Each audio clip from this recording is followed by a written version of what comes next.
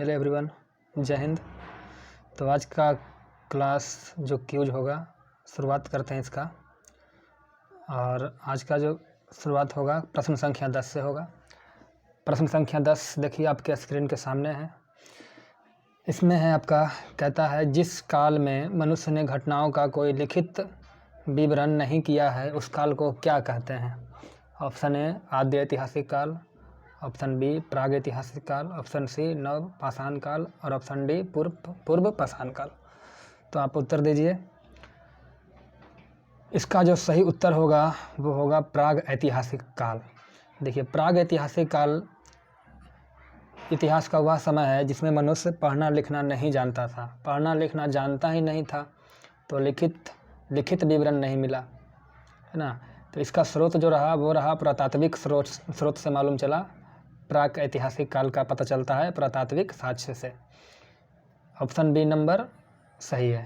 अब देखिए, option A है आद्य ऐतिहासिक काल। प्राक ऐतिहासिक के बाद आया आद्य ऐतिहासिक काल। इस समय मनुष्य पढ़ना लिखना जानता था और लिखित साक्ष्य भी मिले हैं, लेकिन आद्य ऐतिहासिक काल के लेखों को नहीं पढ़ा जा सका है। ठीक है। उसके बाद है ऑप्शन नंबर सी नव पाषाण काल और पूर्व पाषाण काल। तो प्राक ऐतिहासिक काल ऑप्शन बी जो है प्राग ऐतिहासिक काल, इसमें मनुष्य पढ़ना लिखना जानता नहीं था।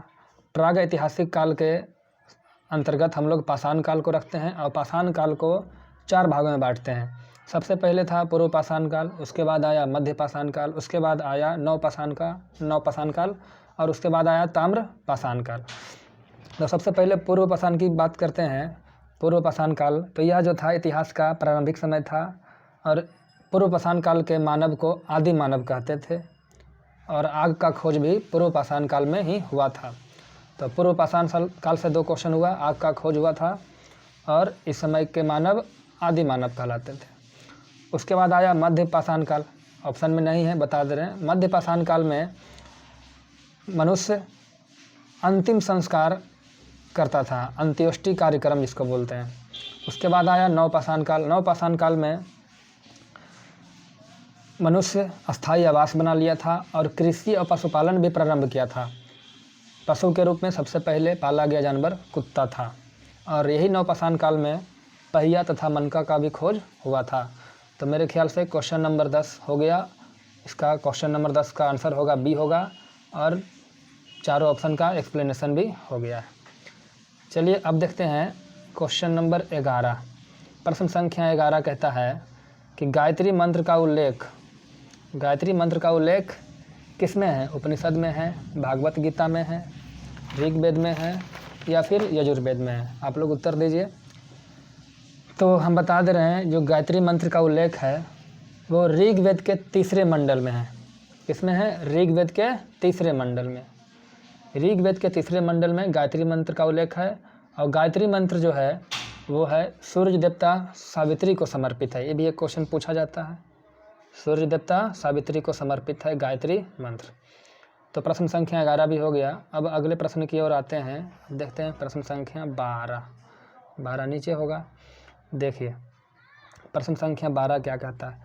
स्वतंत्रता प्राप्ति के पश्चात हड़प्पा संस्कृति के सबसे अधिक यानी सर्वाधिक स्थल किस राज्य से खोजा गया था।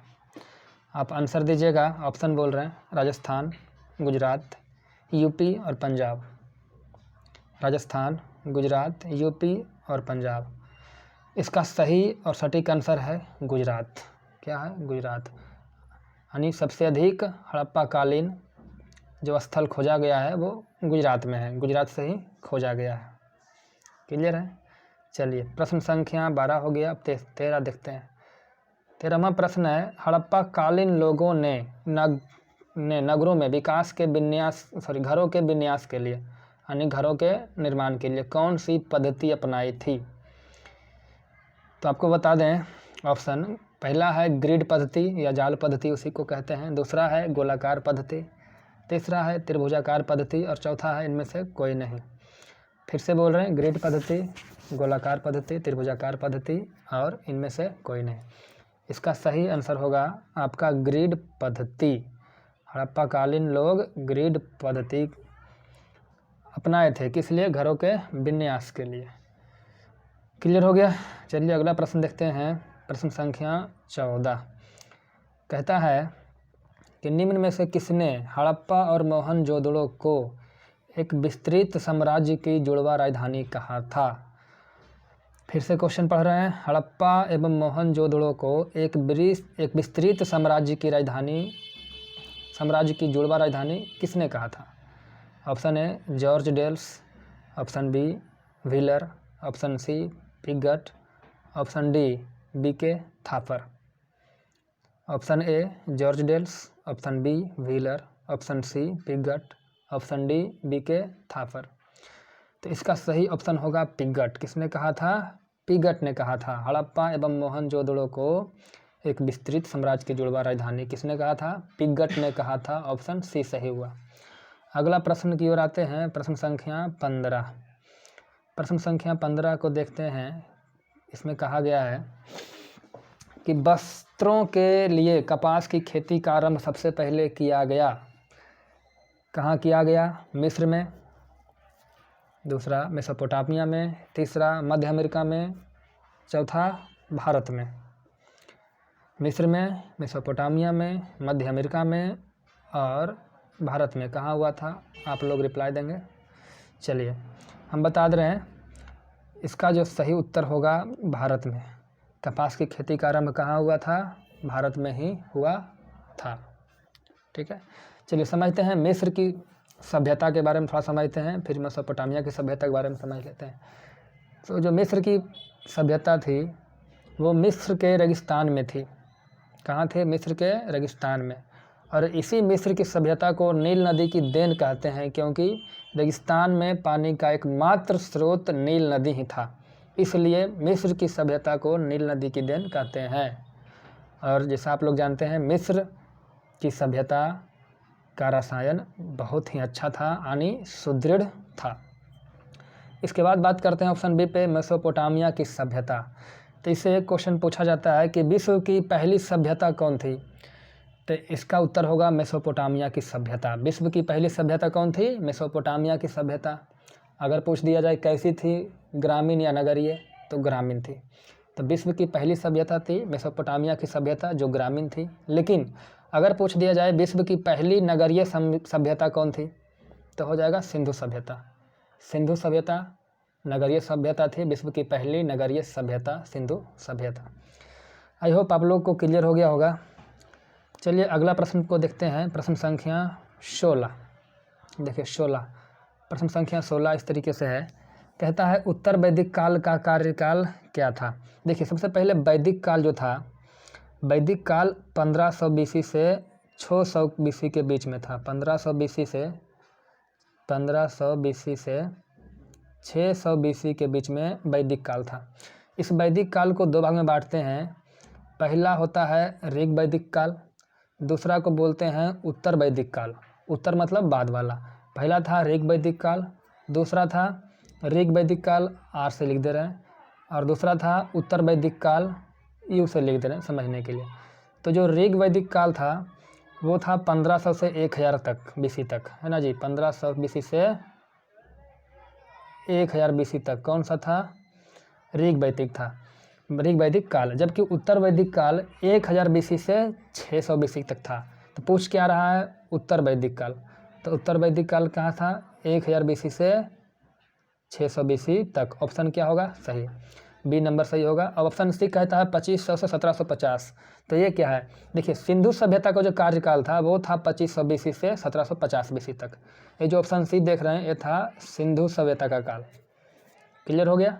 चलिए आगे देखते हैं। क्वेश्चन नंबर 17, प्रश्न संख्या 17 कहता है हाथी का दांत का पैमाना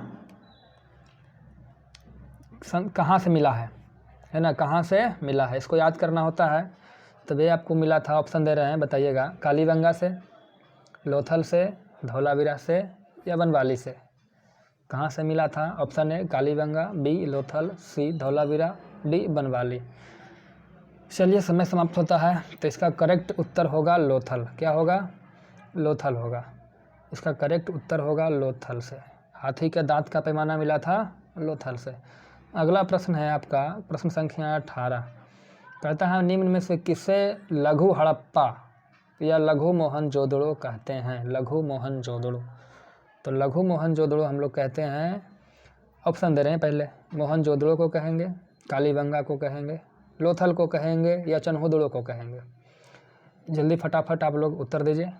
मोहनजोदड़ो को कहेंगे, कालीबंगा को कहेंगे, लोथल को कहेंगे या चन्होदड़ो को कहेंगे। इसका करेक्ट आंसर है ऑप्शन सी यानी लोथल। किसको कहते हैं? लोथल को। लोथल को क्या कहते हैं? लघु हड़प्पा या लघु मोहनजोदड़ो कहते हैं। चलिए प्रश्न संख्या 18 क्लियर हुआ। अब 19 पे आते हैं। 19 का प्रश्न में कहा गया है वैदिक काल में जीवन भर अविवाहित रहने वाली महिलाओं को क्या कहा जाता था? यानी वे महिलाएं जो जीवन भर विवाह नहीं करती थी उसे क्या बोलते थे वैदिक काल में? ऑप्शन ए गार्गी, बी अमाजू, सी कुलक, डी इनमें से कोई नहीं। फटाफट जवाब दीजिए। इसका करेक्ट उत्तर होगा अमाजू। क्या बोलते थे? अमाजू। अविवाहित महिलाओं को वैदिक काल में अमाजू कहा जाता था। Option number B is correct, no problem. चलिए आगे अगला प्रश्न पे आते हैं। प्रश्न संख्या 20 कहता है सिंधु सभ्यता के मापक किस गुणक भार के हैं? सिंधु सभ्यता के मापक किस गुणक भार के हैं? ऑप्शन ए 10 के गुणक में, ऑप्शन बी 8 के गुणक में और ऑप्शन सी है 16 के गुणक में। देखिए दिखा दे रहे नीचे। और ऑप्शन डी 4 के गुणक में। ठीक है, तो क्या होगा इसका सही उत्तर होगा 16 के गुणक में। क्या होगा? 16 के गुणक में। प्रश्न था एक बार और देख लेते हैं। सिंधु सभ्यता के मापक 16 के गुणक में थे। ऑप्शन नंबर सी में था क्या? 16 के गुणक में। इसका सही आंसर होगा 16 के गुणक में। ठीक है, सी में ही था, मैं यहाँ लिख दे रहे हैं। चलिए क्लियर हो गया। आज का क्विज यहीं ख़त्म करते हैं, फिर मिलेंगे अगले वीडियो में। तब तक के लिए जय हिंद, जय भारत।